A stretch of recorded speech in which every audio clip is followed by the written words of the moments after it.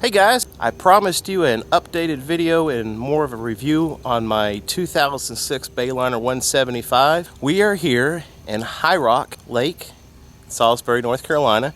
If y'all remember the story on this boat, actually it came from this lake. The guy bought it in 2006, brand new from Bayliner.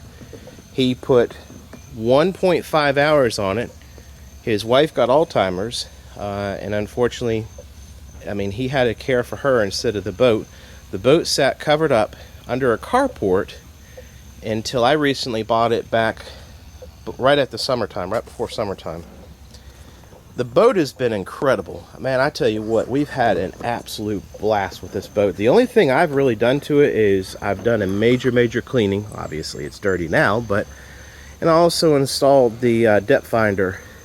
That is it. That's the only thing I've had to do to it. Right now we've got about 13 hours on the boat. Absolutely an incredible boat. And very happy with the performance. So let me explain what I mean by all this. Okay, so to go a little bit more into depth into things, let me explain to you when I say this has been an incredible boat. Now, a lot of people don't like Bayliners because they consider Bayliner the entry-level cheap boat for people who can't afford boats. So keep that in mind right there. Another thing is, I love boats. I love jet skis. I love being on the water. I love being at the lake. Back about 10 years ago, I had a couple of opportunities to buy some older Bayliner Capris, 1987, 1988, and 1989 model. And I bought them really cheap because they needed a lot of work. But that was really where I started fixing up boats to kind of just, make a little extra money on the side. And I really got a liking to Bayliners because I saw how they were truly made. And a Bayliner boat is not a bad boat to buy. It is an entry-level boat. It is built, there's not much money put into the actual luxury portion of the boat, but the actual structure of the boat and the way they're built very well. My bad experiences have all resulted into poor ownership. If you can take care of a boat, the boat will last you a very long time. That's the biggest key. Take care of a boat, it will last you, I'm not going to say forever, but it will last you a long time. The only really big difference that I've seen on the Bayliners is the quality of the seat material. Bayliner doesn't put a coating on their wood on the back of the seats. There's a bunch of these 2006, 2007 175s going on the used market, and people are interested to see what kind of quality they are. What's the review on them? So that's really the whole purpose of this video. Now, this particular body style of this particular 175, if I'm correct on this, came out in 2003 is when they changed it, and then it changed in 2008. Really just on the engine cover and some differences on the back of the swim platform and so forth, but they're pretty much all the same. You've got your ski locker down there. The quality of the materials as far as the flooring and stuff isn't that bad. I'm not disappointed about that. The only thing that I really was disappointed on was the quality of the radio.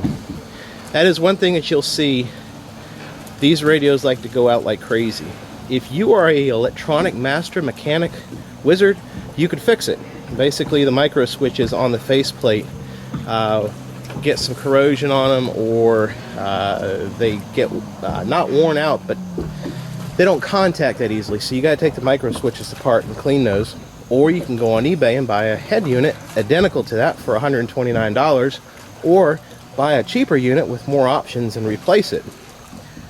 Easy enough said. The problem is that radio is really not that size. You actually have to cut the hole open to put a standard marine radio in. The other issues with the Bayliners, and really I've seen this on a couple of the other boats, Bayliner on this particular model uses Feria gauges. Great gauges. They're as accurate as my bank account. They're not that accurate really. The accuracy is bad, and they do go bad. You'll see a lot of them, of these Bayliner 175s will have the gauges replaced. If you really want to go on a treasure hunt, go look at my first video on this boat when I first bought it. You'll see that it came with a different fuel gauge. That's right, even though it had 1.5 hours on it, the fuel gauge failed on this thing at one point in time. Now the quality of the actual bench seats are actually impressive. Now I will say these seats are more comfortable than the Stingray seats. I am very happy about that. Another plus that I really like about the Bayliner is, and again this is comparing it to my 185 LX that I used to own, is the bimini top.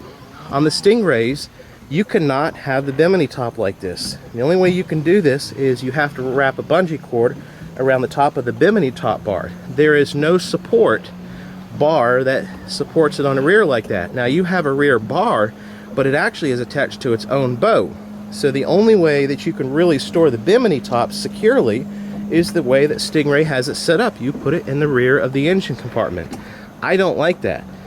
Now the flip side to that is you cannot, well you can, but without losing your bimini top, you cannot drive this down the highway trailering it with the bimini top on this Bayliner like this. You've got to release one of the rear bows and stow it backwards, which has worked out fine for me. Haven't had any issues with that. And here is the main power plant of the boat, the Mercruiser 3.0 4-cylinder. This is an incredible engine. This engine has been used on several boat manufacturers, several boats, and the 3.0 and the 2.5 has been around for years. I even think they came out in the early 80s or maybe even the late 70s. But it's pretty much still the same engine. The only difference is the carburetors and the intake have changed over time. OMC has used this setup. Mercruiser has used this setup. Volvo uses the setup. If you get a Volvo outright, you're going to get a 3.0 4-cylinder. The only main differences between today and back in 2006 is this particular engine now comes in fuel injected. The fuel injected engine actually runs, it's more responsive than the carbureted version, but I will say this is the first 3.0 Mercruiser that I've had that actually runs really good. What are you saying? Are you saying these are bad engines? No. What I'm saying is whoever designed the carburetor on these things, I hope he doesn't work for the Mercruiser anymore, because that is really the biggest problem that I've seen with these engines. These carburetors are crap. I will say it again, these carburetors are crap. What you will see is, this is again the way the owner takes care of it. If you let this boat sit for some time, either your accelerator pump jets will clog up or the idle jets or mid jets will clog up.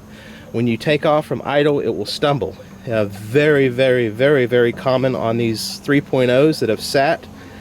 You will see a lot of them have had their carburetors rebuilt. It is one of the biggest pain in the butts because nice shiny black engine, right? Well, that's great. They painted everything at the factory, which means when you go to take this carburetor apart, it's very difficult to get apart. Not to mention, the gaskets don't come apart. They actually split. The actual gasket will split in half. So you got to use some type of die grinder, gasket removal tool or something. It is one of the hardest carburetors to get apart, to clean, to rebuild. Other than that, rebuilding the carburetor is fine. It's almost easier to buy one of these carburetors online on eBay and just replace the entire carburetor. I've had this happen on 2 boats. This boat here, I was lucky enough. Now again, when I bought this, it had 1.5 hours, but he kept starting it throughout the time that he had owned it and kept the engine up to par, except I had the accelerator pump jets, they were clogged on this carburetor. Luckily, I was able to pump the throttle about 50 times and it unclogged the jets, so I was good to go on that. Now, getting back to Bayliner 175, the only complaint that I have about this boat, you will see many people complaining about this boat, is the engine noise. The Mercruiser 3.0s are noisy engines. Folks, accept it. That's just the way it is. But Bayliner does not put sound insulation on the newer 175s. Now, I can't speak for 2009 and above, but from 2003 to 2006, it echoes very loud. Now, it's nothing bad, it's just annoying, because this boat can haul some serious butt, but when you hit full throttle, man, you can sure hear it too.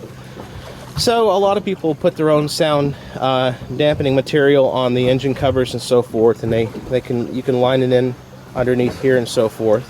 Another thing that I like about Bayliner, one thing that I noticed about the Stingray is the Stingray paints the inside of their hulls black. I don't like that because you can't see if it has an oil leak. Bayliner uses a gray type paint for the inside of the hull and the inside of the engine compartment area. It's a lot easier to see if you have any oil leaks or water leaks or anything like that.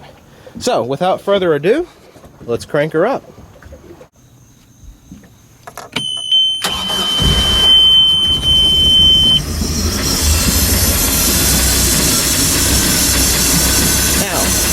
Can you hear that hissing noise? That's the TPS activated.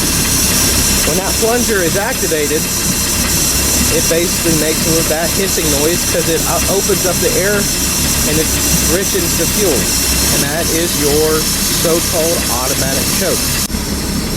So I got the engine cover back on and you can still hear the hissing. Hey, have y'all ever watched my video on the FX140 review? Yes, my in-laws actually bought the jet ski and they use it all the time. There's my mother-in-law with my son on the back of it riding right now. Okay, back to the Bayliner. So as you can see, the engine noise is kind of, I mean, it's you know, it's not dead quiet like some of the other more expensive boats. Going back around to the gauges in the cockpit area. Let's go. Beautiful day on the lake right now. Beautiful day.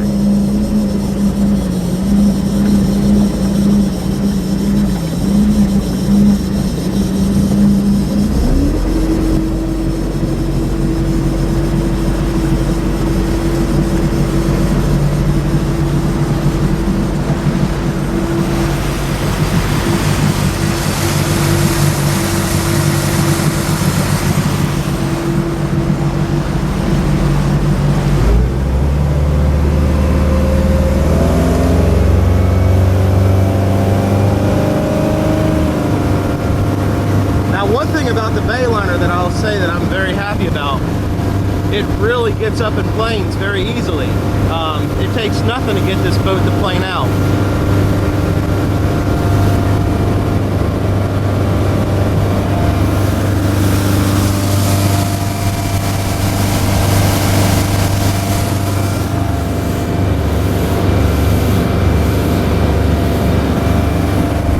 Alright, so ideally 3,000 RPMs is really the best cruising speed according to all the boat specs as far as fuel consumption and performance wise after the 3.0. Now as you can see, at 3,000 RPMs, the noise is not too bad. The engine noise is quite normal. Now, if I throttle up,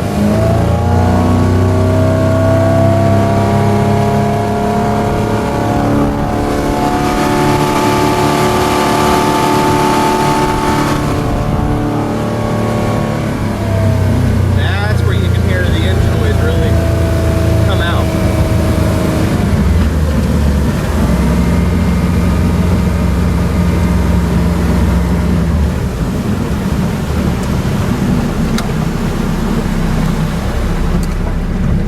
Now, with any 3.0, you're going to have engine noise. That's just the way that engine is. It's the way that's just the way it was made. Also, when it's idling, you can hear her running and idling away. Again, that's just the way the 3.0 is. So going back over some features of this particular boat, you've got some storage. You got a small storage compartment under the starboard stern seat or driver's rear passenger seat. You also got some slight storage underneath the driver and passenger seat main cockpit area. Now you got plenty of cup holders on this. You also have seat underneath your bow seats as well. Not too bad. Enough to put your life jackets and so forth and everything down there. So overall, I mean, it's not a bad boat. It really isn't. So let me explain to you about the Stingray incident. What's the best way to get the best boat? Buy a brand new one. I went ahead and got the credit union to give me a boat loan for a brand new Stingray. I found a Stingray down in Charleston, brand new. It was a 2000, at the time it was a 2011 185 LX, and we had everything negotiated out. I was supposed to go pick it up on a Saturday. The night before I go to pick it up, I'm looking at the online pictures a lot more closely. And I had looked at them very detailed, but a black and blue Stingray in a picture is very hard to really tell apart. Guess what? Boat was black, my Jeep's blue. Boy, was I screwed. Yeah, that rhymes. And that's what happened. I mean, I'm not going to pay, I think it was going to be $20,000 total loan. I wasn't going to pay $20,000 for a brand new boat. So my smart self went on Craigslist and I found a 2005 Stingray 185 LX. Most boats don't change over time. They keep the same design for many, many years. 2005 was about identical as a 2011. Supposed to be mint condition and everything, right? Well, I get the boat home. I paid $8,800 for that boat, which would have been a good deal if it was correct. Well, long story short, the carburetor was all gummed up. It ran like crap. Somebody tried to adjust the timing to compensate for the carburetor not running right. So the carburetor was so retarded on the time, or the distributor was so retarded on the timing that even if I got the carburetor right, the boat ran horrible. It would idle, and that's how he showed it to me. I didn't even think of it. The transom on the Stingrays, you've got to be very careful on, because they have the swim platform that, just like this Bayliner here. And the way they build their wood, they have the transom wood and then two pockets, two holes where they put the expansion foam in. The problem with this is the expansion foam part can kind of suck its way into that hole. Water will get down in those holes and it'll saturate the entire transom of the boat, so you got to be careful about that. $1,000. It was anywhere from $600 to $1,000 later. I finally went out and just bought a brand new carburetor, figured out the timing issue, and I was just disgusted with the boat. I was disgusted with boats, period. So I sold it. I lost $200 on the boat, and I said, that's it, no more. So that's the story about my boat situation. That's why I'm so excited that, it's taken me this long to find a really good boat. Folks, this boat's brand new. I mean, and anybody can find a boat like this now. It may take some time. It may take some time searching over Craigslist, but you just got to be really, really, really careful. Number one advice I can give you is get a survey on your boat. Would I suggest getting a survey on a smaller boat? You might want to call and get a price on it, because I tell you what, if I would have paid somebody to fix the boat problems that I had on the last two bow riders, it would have cost well over $1,000. So again, this is my find after all these issues that I've had with boating, and this is why I'm so excited about this boat. And I really am overall impressed with this Bayliner 175. Hey guys, I'll say it like I said it again in my Chrysler Carvel video. If you've watched this video this long, I appreciate it so much. If you could, click like or a thumbs up or wherever it's at, and feel free to subscribe to my other videos. Thanks again, y'all.